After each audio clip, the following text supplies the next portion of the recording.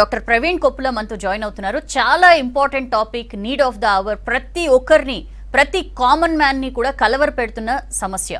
ఇప్పుడు సీజన్ మారింది, సీజనల్ ఫ్లూలు వస్తాయి, సీజనల్ వైరస్ బారిన పడతారు, వైరల్ ఫీవర్స్ వస్తాయి, జలుబు దగ్గు ఏదొచ్చినా సరే పబ్లిక్ లో తుమ్మిన భయపడుతున్నారు, పబ్లిక్ లో దగ్గినా కూడా కలవర పడుతున్న సిచ్యుయేషన్.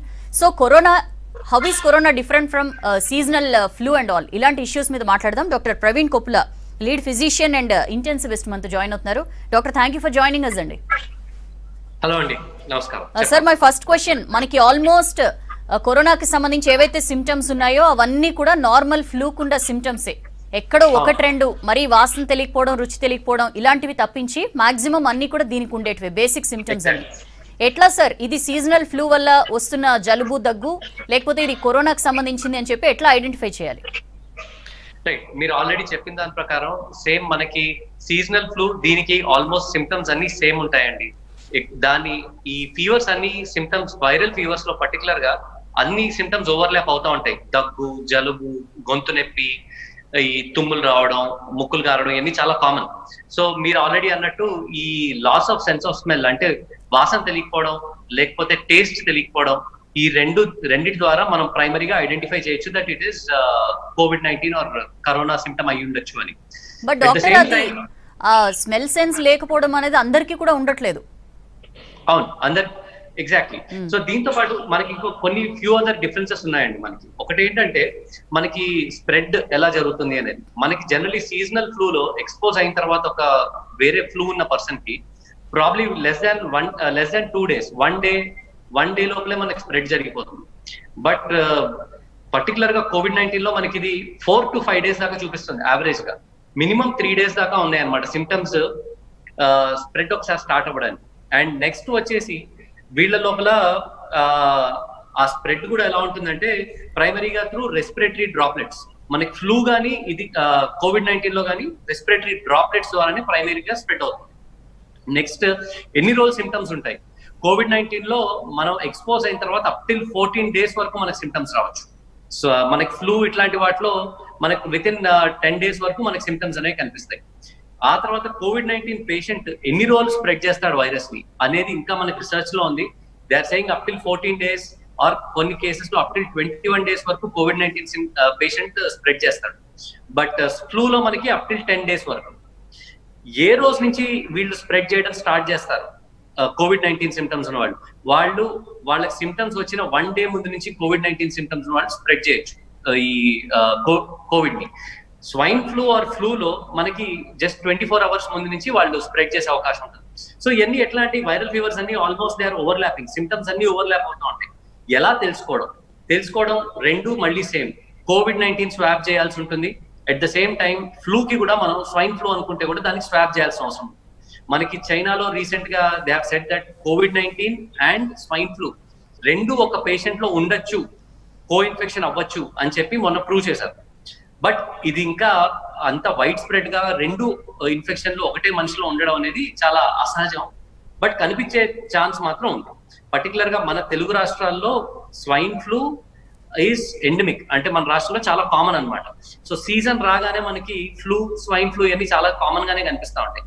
బట్ ఇక్కడ మనకు మేజర్ డిఫరెన్స్ ఏంటంటే వ్యాక్సిన్. ఫ్లూకి క్వాడ్రివాలెంట్ ఫ్లూ వ్యాక్సిన్ అనేది అవైలబుల్ ఉంది. బట్ COVID-19 కి ఇంకొక సంవత్సరం పడుతుంది. ఫ్లూకి మనం ప్రైమరీగా ఒసెల్టామివిర్ అనే మెడికేషన్ వాడుతూ ఉంటాం. At the same point of time ప్రస్తుతానికి మనం COVID-19 కి రెమ్డెసివిర్ అనే మందు రీసెంట్ గా అప్రూవ్ అయింది, అది వాడుతున్నాం. సో ఈ రకంగా there are multiple differences. And at the same point of time identify చేయాలంటే మాత్రం ఇద్దరికి టెస్ట్ చేయాల్సి, రెండింటికి టెస్ట్ చేయాల్సి. అంటే డాక్టర్, ఇప్పుడు సపోజ్ నాకు జలుబు చేసింది, ఐఎమ్ సఫరింగ్ ఫ్రమ్ కాఫ్, జలుబు దగ్గుతో సఫర్ అవుతున్న వాళ్ళు ఇమ్మీడియట్ గా డాక్టర్ని అప్రోచ్ అవ్వాలా, వెంటనే కరోనా టెస్ట్ కి వెళ్ళాలా, లేకపోతే ఒక 2-3 days అబ్జర్వ్ చేసి టెంపరేచర్ వస్తుందా లేదా, ఇట్లాంటి ఏమైనా పర్సనల్ గా అబ్జర్వ్ చేసుకుంటూ ఉండాలా? రైట్, ఇది చాలా సింపుల్ అండి. ప్రజలు అసలు కన్ఫ్యూజ్ అవ్వకూడదు దీంట్లో. అందరూ ప్రస్తుతానికి ఇంట్లో పల్స్ ఆక్సిమీటర్ అనే పరికరాన్ని పెట్టుకోవాలి. పల్స్ ఆక్సిమీటర్ అనే పరికరం ఇదేంటంటే ఒంట్లో ఆక్సిజన్ లెవెల్స్ అనేది చెప్తుంది. సో జలుబు, దగ్గు అనేది మనకి చాలా కామన్ గా కనిపిస్తుంది. ఈవెన్ COVID-19 లో కూడా మనకి 80% వరకు ఇన్ఫెక్షన్స్ ఇంట్లో మేనేజ్ చేసుకునే ఇన్ఫెక్షన్స్. దీనికి హాస్పిటల్ కి వెళ్లాల్సిన అవసరం లేదు. కానీ మనం ఇంట్లో మేనేజ్ చేసుకోవాలనుకుంటే కొన్ని జాగ్రత్తలు తీసుకోవాలి. ఈ పల్స్ ఆక్సిమీటర్ అనే పరికరాన్ని మనం ఇంట్లోకి పెట్టుకుంటే మనం 95% కంటే 95% కానీ దానికంటే తక్కువ ఉంటే కానీ వెంటనే డాక్టర్ ని కన్సల్ట్ చేయడం చాలా ఇంపార్టెంట్ COVID-19 లో. ఎందుకంటే ప్రైమరీగా లంగ్స్ లో ఆక్సిజనేషన్ లెవెల్ ఇవన్నీ పడిపోతా ఉంటాయి అన్నమాట. ఇది COVID-19 లో మనం గుర్తుపట్టగలుగుతాం. At the same point of time మనకి స్వైన్ ఫ్లూలో వీటిలో కూడా మనకి ఈ ఆక్సిజనేషన్ అనేది అంత ముఖ్యంగా అవసరం ఉండదు.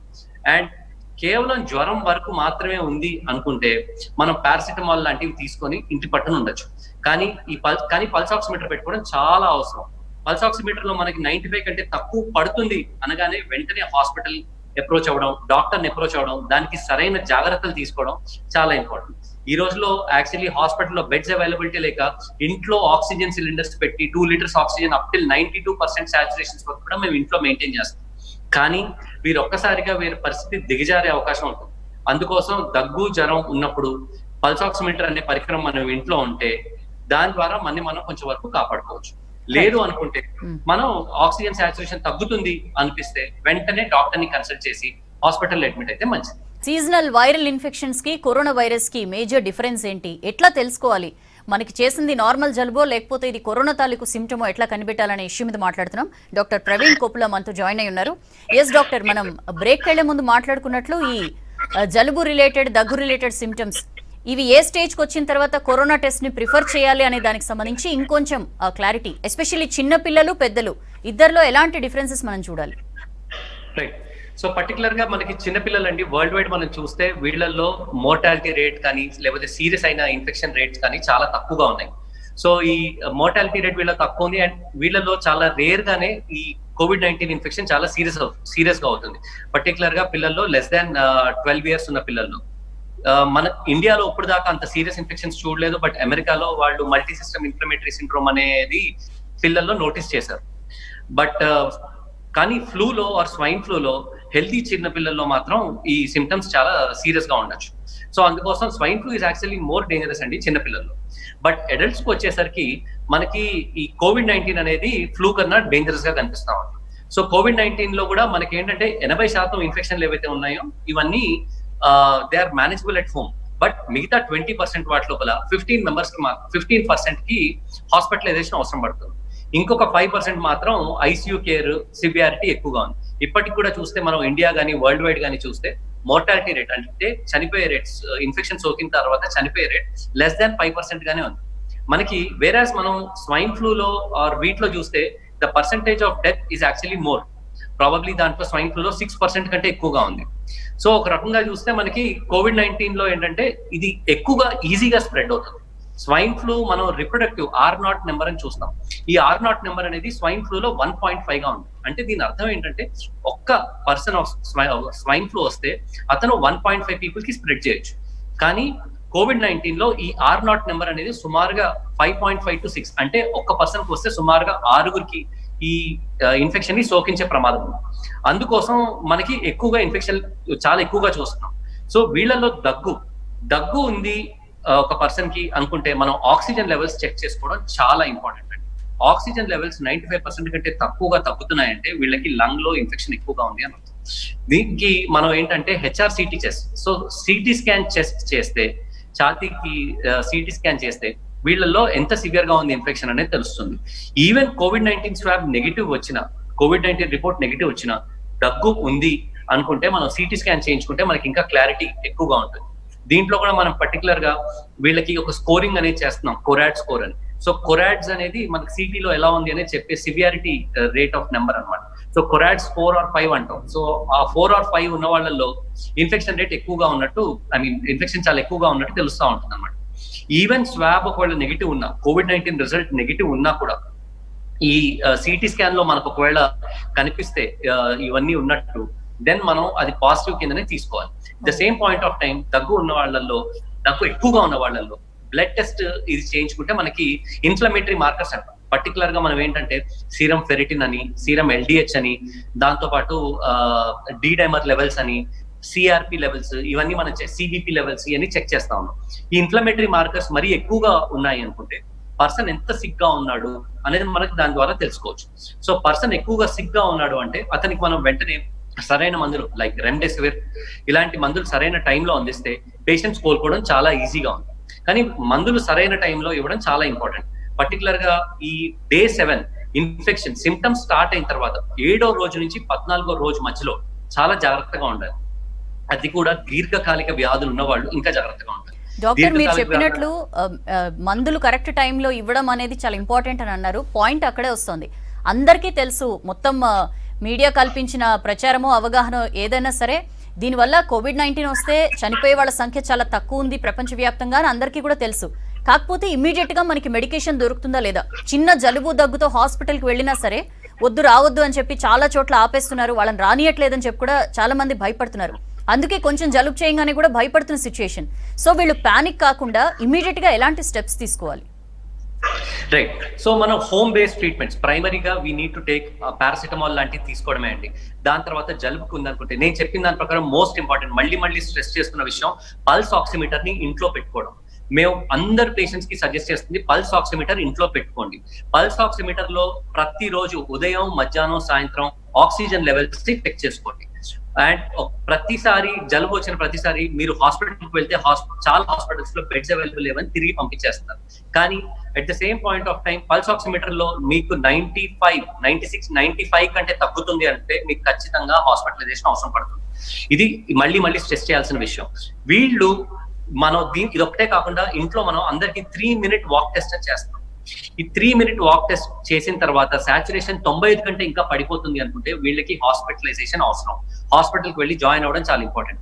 మనకి ఈ పరిస్థితుల్లో ప్రస్తుతానికి రెమ్డెసివిర్ కానీ టాసిలిజుమాబ్, సైటోకైన్ స్టార్మ్ వచ్చినప్పుడు యూజ్ చేసే టాసిలిజుమాబ్ కానీ 2 మెడికేషన్స్ అసలు దొరకటం లేదు. అసలు అవైలబిలిటీ అనేది చాలా తక్కువగా ఉంది మన తెలుగు రాష్ట్రాల్లో. మేము దాన్ని ఎక్కడెక్కడో ఎవరెవరికో చెప్పి బయట ఈ ఫార్మస్యూటికల్ కంపెనీలతో బతిమలాడి మరీ ఆ మెడికేషన్ తెప్పించుకుంటున్నాం. గవర్నమెంట్ పర్టికులర్ గా రెమ్డెసివిర్ కానీ టాసిలిజుమాబ్ కానీ ఇంజెక్షన్స్ మనకి ప్రొవైడ్ చేయడం ఈజీగా చేయాలి. ప్రతి హాస్పిటల్ కి ఇన్ని మెడికేషన్స్ అని చెప్పి గవర్నమెంట్ సప్లై చేయగలిగితే చాలా ప్రాణాలు సరైన టైంలో మనం కాపాడగలిగిన వాళ్ళం అవుతాం. కానీ ప్రజలు మాత్రం గుర్తుపెట్టుకోవాల్సింది పల్స్ ఆక్సిమీటర్ ఇంట్లో పెట్టుకోవడం. మీకు వచ్చిన జలుబు ఫ్లూ వల్ల అయి ఉండొచ్చు, కోవిడ్ వల్ల అయినా కూడా అయి ఉండొచ్చు. ఎందుకంటే మనం COVID-19 పాండమిక్ మధ్యలో ఉన్నాం. COVID-19 చాలా ఈజీగా సోకుతుంది అందరికి. సో మాస్క్ వాడడం చాలా ఇంపార్టెంట్. పల్స్ ఆక్సిమీటర్ ని ఇంట్లో పెట్టుకోవడం చాలా ఇంపార్టెంట్. ఆక్సిజన్ లెవెల్స్ ని మనం మాటిమాటికి చెక్ చేసుకోవడం చాలా ఇంపార్టెంట్.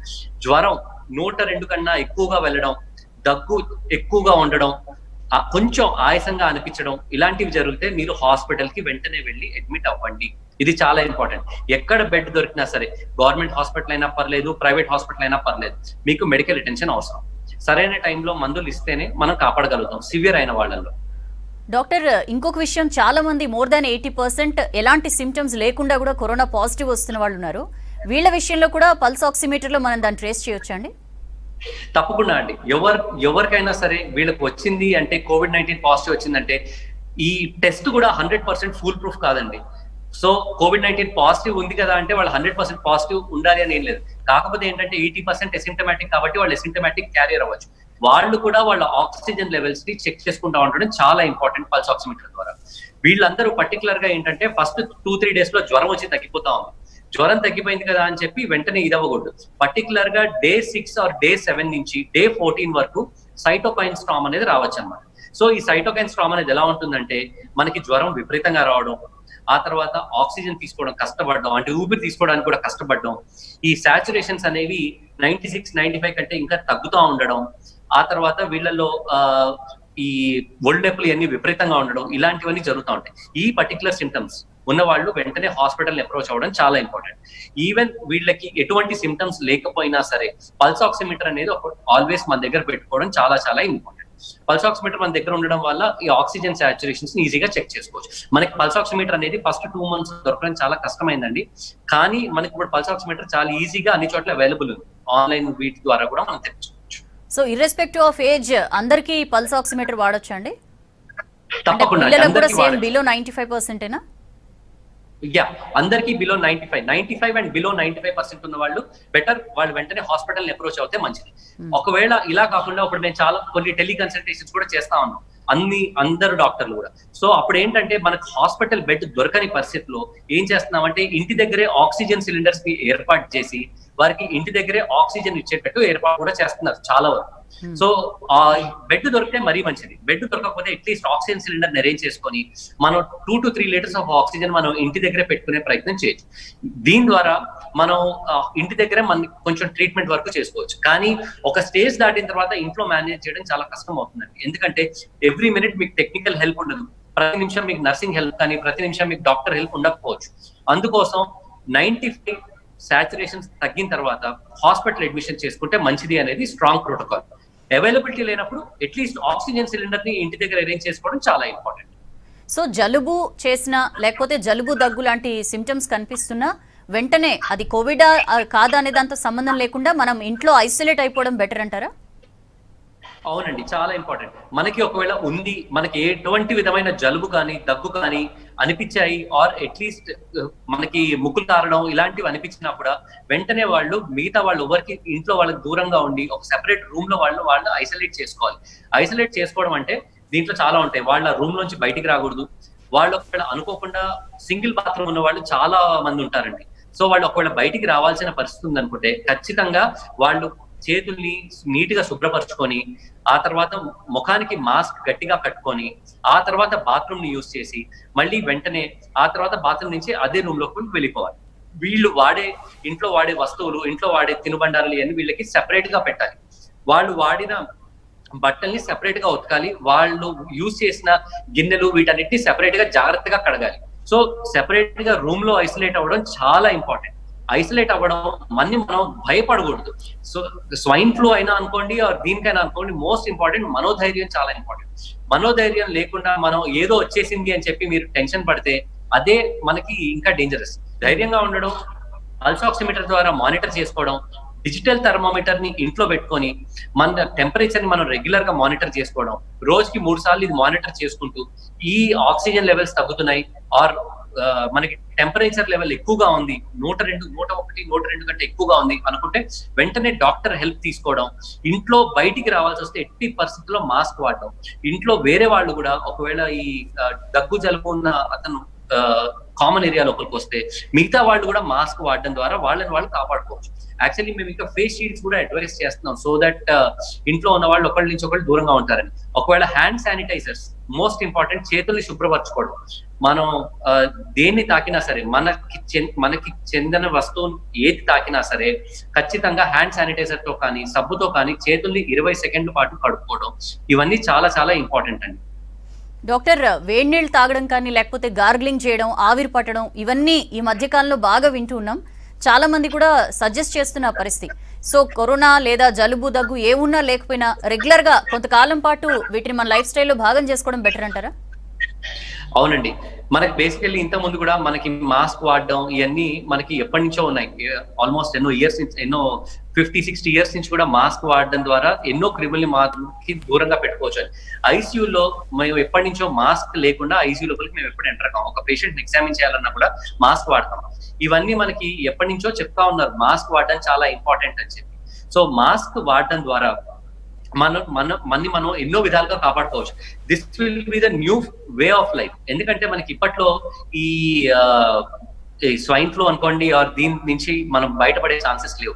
అట్లీస్ట్ మనకి వ్యాక్సిన్ రావడానికి ఇంకో సంవత్సరం పైన పడుతుంది, అట్లీస్ట్ 12 to 18 months. సో మనం ఎప్పటికీ కాపాడుకోవాలి. అండ్ ఇంకొకటి ఏంటంటే it is a way of life అయిపోవచ్చు. మనకి కరోనా మనకి ఒక లైఫ్ లో ఒక భాగంగా అయిపోవచ్చు. స్వైన్ ఫ్లూ ఎట్లయితే మన తెలుగు రాష్ట్రాల్లో ఎండమిక్ అయిపోయింది, అంటే మనకి ఫ్లూ సీజన్ రాగానే మనకి స్వైన్ ఫ్లూ అనేది కనిపిస్తా ఉంటుంది. మనకి అలానే సేమ్ ఇది కూడా అలానే కనిపిస్తా ఉండొచ్చు ఎప్పటికీ లైఫ్ లాంగ్. సో అందుకోసం మాస్క్ అనేది ఎప్పటికీ వాడడం చాలా ఇంపార్టెంట్.